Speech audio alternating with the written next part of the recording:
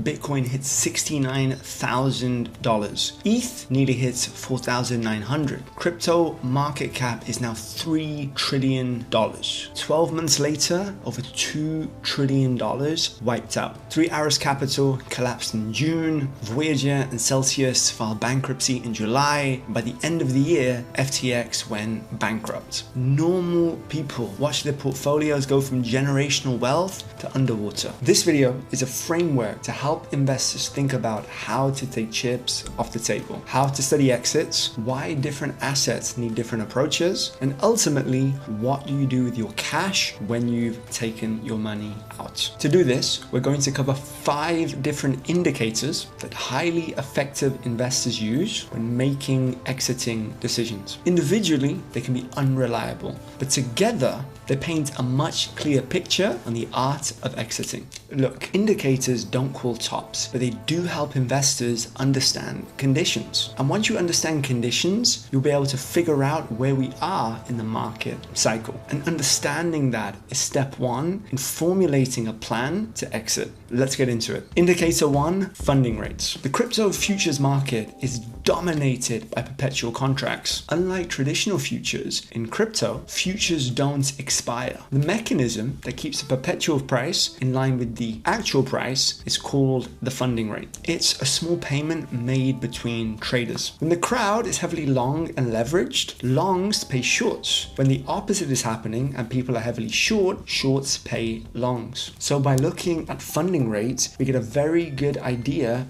of what traders think is going to happen next. If they're super long, they think bullish. If they're very short, bearish. As a cycle tops, funding is positive and stays elevated for weeks. Everyone is leveraged long. Everyone is paying a premium to stay in the game. The issue is one bad piece of news or data, and we can see a huge number of cascades that sends the market crashing. On to indicator 2. Indicator 2, MVAV.